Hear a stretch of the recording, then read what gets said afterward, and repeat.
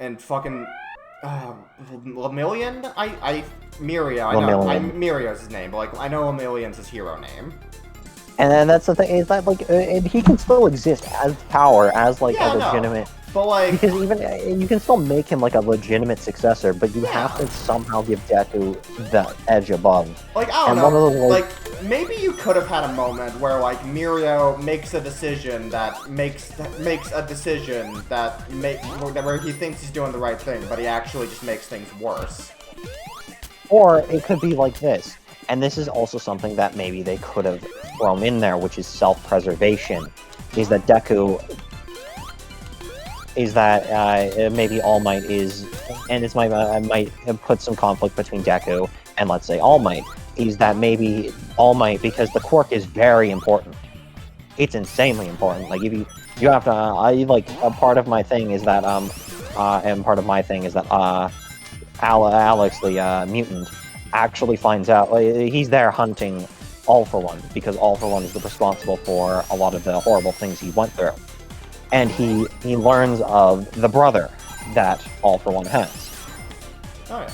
And part of it is he's hunting the brother, because he knows that the brother has the answer to defeating All For One. And so he eventually learns of Deku. And eventually part of that is that he eventually goes and tells him that essentially preserving him sometimes is way more important than saving, he has to conflict with himself, because his morals are that, you should save every life possible, but can he really tell Deku to do that? Because the quirk is so important. If you think about it, it's the only way to beat All For One. You okay?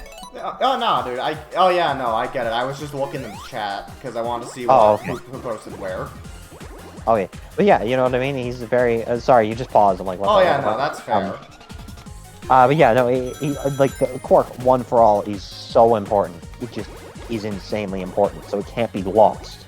Yeah. And I would definitely see All Might, even though he's a very good person, and even though All Might is willing to throw his life away, he's only willing to do that after the quirk has been passed down, because he also understands the importance of keeping it safe. Yeah. Because if it's gone, how can they stop All For One? Yeah. They can't. There's no way to stop him. Because even with the character, the one I made, which is Alex, the problem with Alex is that he's only as strong as Maruko, a bit weaker in fact. And though he's nearly invincible, you've seen the air blast that All For One can pull out of his ass and blow a hole into people. He could just simply wipe him off the face of the earth. And that's something that Alex is painfully aware of. He can't do it. Though he's taken on essentially he's probably taken on very powerful people, like some of his minions. He can't face the guy himself. Yeah, because he can take on Nomus. Yeah, he'd just get fought, and he would probably get his quirk stolen, which is also bad, because his quirk is very good. It's essentially a healing quirk that makes him near invincible. Way better than, let's say, even the Nomus that existed. You know how the Nomu had one. Yeah, no, Nomus took a lot of beatings and didn't even show so much as a scratch. And it's basically a better version of that. But the problem is he can't, and he's painfully aware of that. But it's part of his character, which is I basically can't do anything, and he has to sit. Basically, part of it is he has to instead set it up so he can find heroes. And part of it is he has this list of basically all the active heroes that he knows and who is strong enough to take them on. And the only one he eventually can chalk up is One For All, because it's the only one.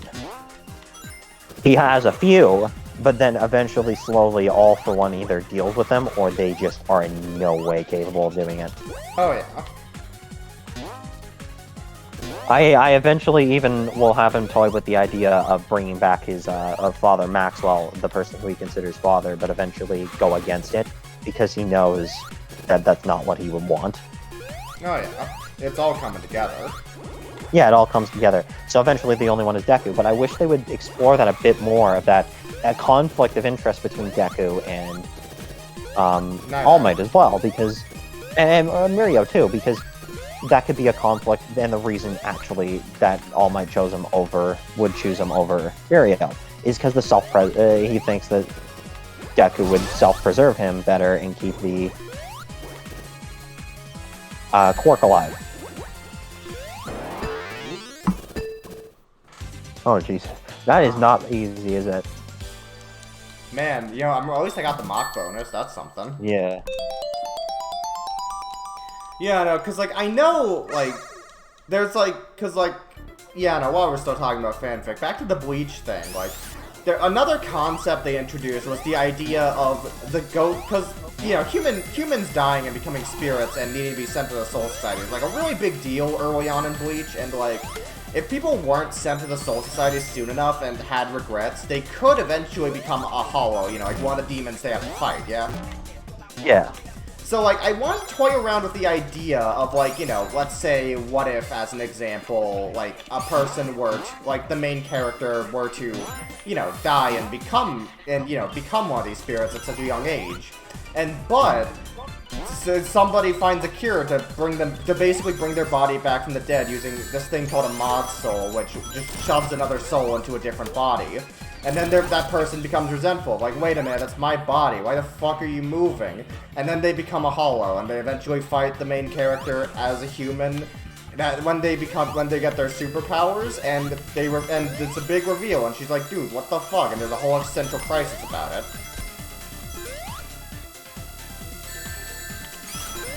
I'm not sure if I'll ever get around to writing this, but that's at least one of the ideas I had.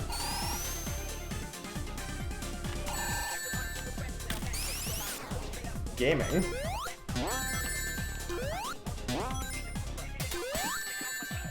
You still there? Yeah, sorry. Oh. No, my sister just came to give me a phone back. Oh. I heard what you said. No, and that's a cool idea, actually. That seems like a very cool idea.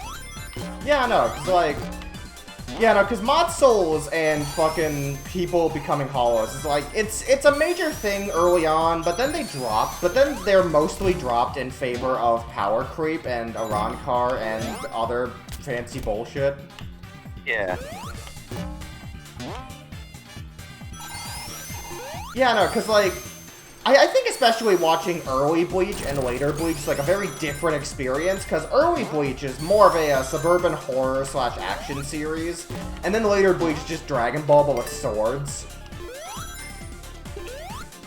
I think that's what most anime becomes if they, go on long enough because of power creep. Especially action shows. Which, this is also, something that it sucks about anime, is that it actually doesn't know when to end itself. It goes on. I think a lot of that, especially with a lot of Shonen Jump, just comes down to the editors and higher-ups being like, no, you gotta continue the show as long as it's popular. So it leads to a lot of, seasonal rot and all that stuff. We've seen it in Dragon Ball with the Boo Saga, we've seen it in fucking... people say we see it in Bleach, but I personally disagree, because, plenty of people have pointed out that Kubo the writer of Bleach, set up a lot of ideas that... It set up a lot of things that would get paid off in later arcs really well. Because, just if I can bring up, the least spoilery example, in early Bleach, Ichigo has this inner mind mentor figure named Zangetsu, who's this old man who teaches Ichigo how to use his cool sword. And, during the... Okay, I guess it's technically a spoiler, so, if I don't know, if I guess he's watching this and, skip past this part, but, it's revealed in the 1000-Year Blood War arc that, that fucking Zangetsu isn't actually Zangetsu, but is actually a young version of the Jesus of Bleach, Yuho-Bach. Because Yuho-Bach's thing is that everyone who's a descendant of him has a piece of him inside of him, and that is represented in Ichigo by Yuho-Bach. I mean Zangetsu. Yeah. And, okay, I guess to bring up, a less spoilery example, there's a bit in fucking... But I guess this...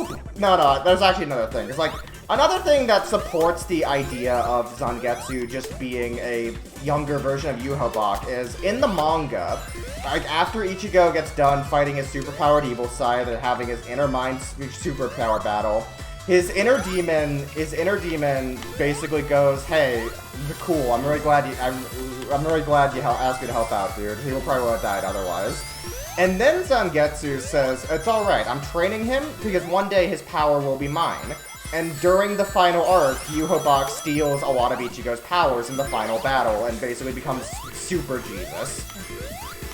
Jesus, Super Mecha Ultra Christ. Yeah. I mean, like, look, much as I will criticize, like, the final arc of them in the manga for how a lot of it is just not well handled, I do think that things not being set up well is not one of that arc's problems. Yeah. But yeah, no, there's a lot of examples in Shonen of things going on for too long and suffering because of it. Like, we all know, like, do you know the story of, like, one of Toriyama's editors and how Cell came to be? No. Okay, so, like, the way I know it, like, Toriyama intended for the fat android and the science and Dr. Gero to be the main villains of the android arc. And then his editor was like, "No, I don't like them, make new villains." And then he made Android 17 and 18, and he was like, "Okay, but these guys aren't final villain enough." And then he made Cell. And they was like, "Okay, but what if he looked more humanoid?" And then he made 2 more forms of Cell, and then his editor was finally satisfied. Honestly, though, that probably was a good idea. I'm not gonna it wasn't. Honestly, much as I bring it up as a bad example of why things go on for so long, and Perfect Cell does have a good design, so I'm kind of glad we at least ended on that. I do think Perfect Cell is a way better villain than Jero was. Yeah, no, he's definitely a way better villain. But, like, I'm sure there's a lot of examples of editors messing with the thing for the worst. Yeah, like, I'm not gonna say that, like, oh yeah, every time that's done, it's, like, a good fucking thing, because it isn't. I would definitely not even start with that. Yeah, no, but, like, I know Shonen I recently got done watching for what recently was Fire Force, and it really makes me glad that shows like that and MHA are able to do things in, like, fucking 24-episode seasons rather than just continuously going till endless filler. Actually, that's one thing, you remember Fairy Tail, right? That's actually one compliment we both have to give to Fairy Tail. Yeah, I recall we watched that. It doesn't have a lot of filler. Yeah, no, like, in the beginning, it doesn't have that much filler. Like, compared to Bleach, like, you've got, like, maybe 2 filler arcs from what I've seen. But even remember, because what is it? Because it was the... there was, like, episode 9, where that was, like, the singular filler episode. And for, like, a while. And, like, that's actually impressive. Yeah. Especially for, like, a shonen that's gone on as long as Fairy Tail has. It's a very impressive feat. Yeah, no, it's impressive it took them till episode 125 to start doing filler. And then, like, they don't just keep doing it. Yeah, no, they use it sparingly. Which is impressive, I would say, is impressive, and that's something I appreciate about it. Even though, you know, So that's cool. I think that's why I remember actually liking it so much, because that's also, like, a thing that I like, have a problem getting into, like, bigger animes, is I don't know what's filler, and I don't really... Same. I don't know what's filler, and I don't really want to skip shit arbitrarily, or just because, you know, someone says it's filler, because what if it's not, technically, but what if it is? What if they call back to it and it's actually really important or something, and then you're just sitting there like, what the fuck? Well, now I just feel like an idiot. Especially for that. I will beat this boss one day. Oh, God. Yeah, no, like, so I brought up Fire Force, would you like to... So, as you can imagine, like, it's a show about firefighters, and a lot of the characters have fire-based abilities because of war reasons. Yes. Would you like to hear some of them? Sure, I do know that, like, every single woman has no clothing. Oh yeah, no, like, fucking... Oh yeah, no, there's a lot of fan service. Like, if I had a nickel for every time one of the big villains fucking went up to one of the female characters and just burned off all of their clothes, I would have 2 nickels, which isn't a lot, but it's weird that it happened twice.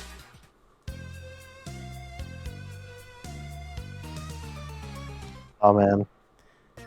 Because I know it happened once during, like, the second major arc where they fight, like, the captain of the 5th Fire Squad. And that happens again when the main characters are spying in the 1st Fire Force Squad and they're trying to figure out who the traitor is. And the traitor just burns off one of the main characters' clothes in a way that leaves them basically naked. Oh, nah. Oh yeah, no. At least it's not Sword Art Online. At least it's not Sword Art Online. Yeah, at least it's not Sword Art Online. At least I'm pretty It's sure. just straight rape. At least I'm confident they're of age. Well, you know, it's not total rape. Oh yeah, no, but like he doesn't even rape her. He's just like, look, I'm gonna fucking burn your body, and I'm gonna convince them it was you, because he's a bit of because the main villain's a bit of a gaslighter.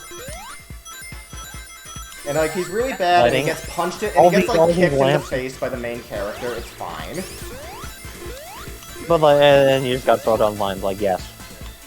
Oh god, SAO is like an entire. If we started talking about SAO, we would literally be here all day. It's confirmed that Alex Mahan has written SAO. God, I'm just doing really bad at Sonic tonight. Don't worry, I did horrible too. Here, I'll play here if you want. If you want, here, I can complain about something if I find a game that I'm bad at. Oh god, fucking yeah, no, but like back to Fire Force, because like I think the way the writer, because like the main reason I watched Fire Force is because I heard it was by the same writer who did Soul Eater, and I remember liking that up until the anime original ending where it's just fucking blue.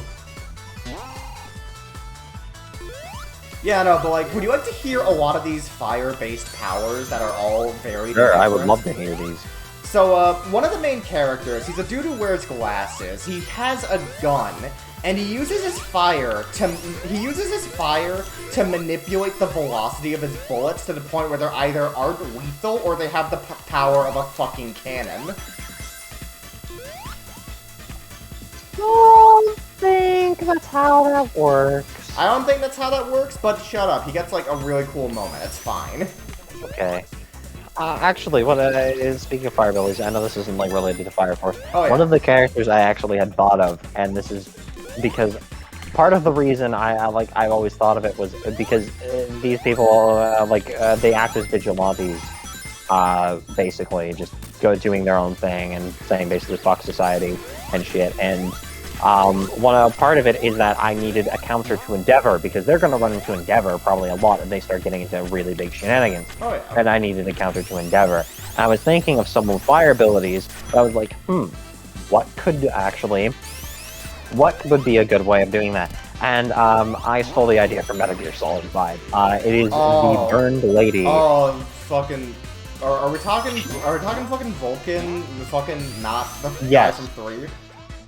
Yes, basically, just made of fire. Just man on fire. Just man on fire, only lady on fire, but lady on fire. Oh yeah. I don't have a name for her yet, but essentially what she does is that she cannot create fire, but she can control it. Oh.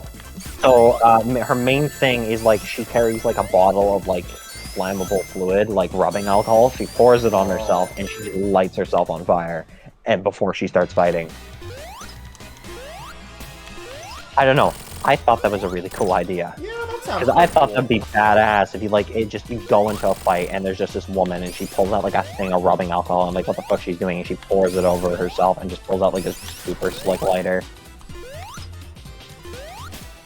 But no, she's like burned and shit, and like part of her story is that like part of her story is just basically she's like burned to all high hell, and basically everyone judges her and thinks she's like a freak.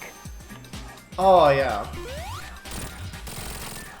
Oh yeah, no. And then like... Oh no, I'm sorry, but like, you go on. Oh, and basically the whole thing is that like the main character's just like, oh yeah, you're not a freak. Yeah, in fact, your quirk is pretty fucking cool, and I could show you how to use it proper. And so he does. And then they just fucking. Oh my god. Fuck off, Eggman. Oh my god, what the fuck? Just... I love that bit. There's so many small details I love in this game. I love that's actually really cool. Holy shit. But yeah, that's genuinely. Oh, yeah. I thought that'd be a cool idea. Just essentially. But the main thing is that Endeavor basically cannot do anything to them, because if he even uses his abilities, she just gains such a power boost. It's not even like